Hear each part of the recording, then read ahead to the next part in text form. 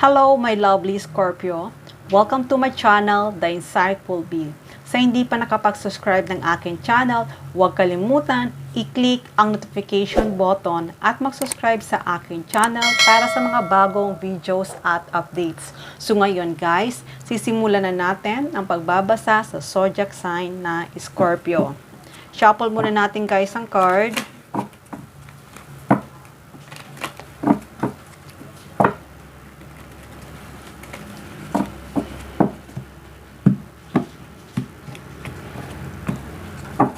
Ano nga bang message for Scorpio?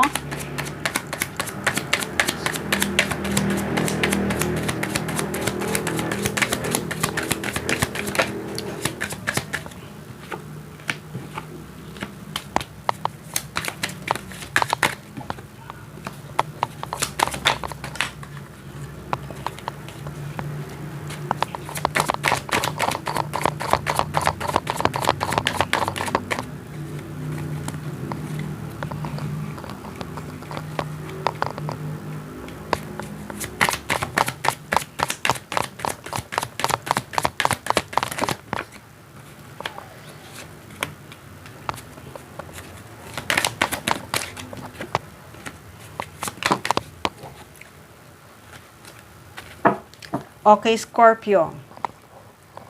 Sa nakikita ko na may isang taong mag-o-offer. Itong tao na to, maaaring nagpaplano to na mag-offer para sa iyo.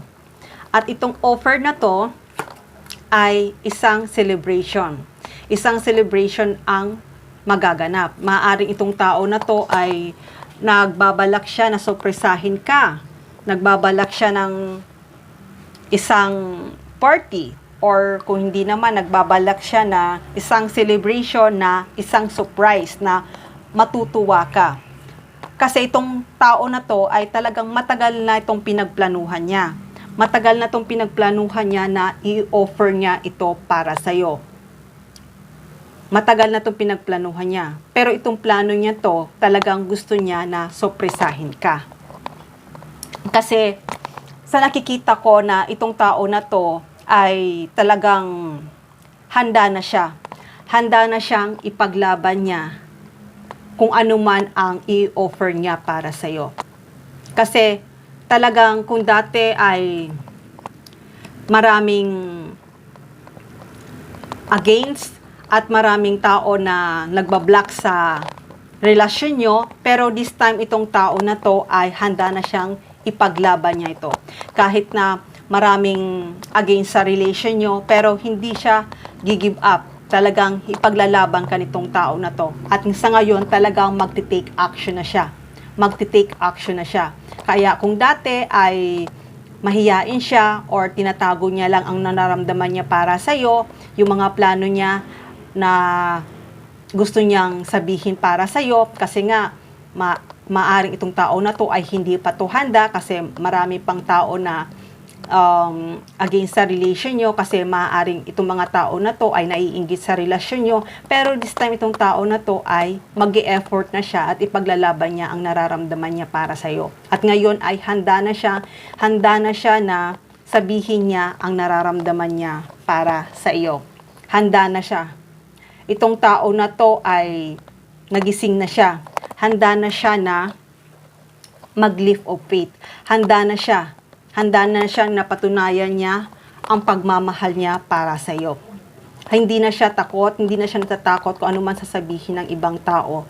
Kaya kung dati ay gusto niya mag-offer sa iyo, pero maraming tao na nagko-comment, maaaring mga friends niya or family niya nagko-comment, pero this time ay hindi na siya makikinig. Hindi na siya makikinig. Kaya ngayon ay handa na niyang sabihin ang totoong nararamdaman niya para sa iyo. Kaya ngayon, magli-leap of faith na siya dahil hindi na siya takot.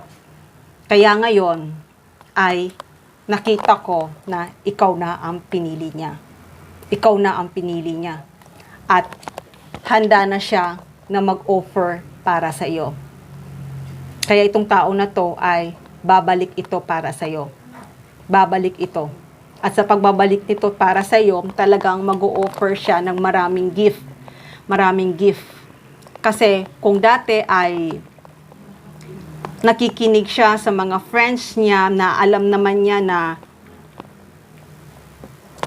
hindi maganda ang mga comments ng mga friend niya, pero this time ay talagang ikaw ang pinili niya. Ikaw ang choice niya. At itong choice niya ay itutuloy niya na makipag-commitment sa iyo.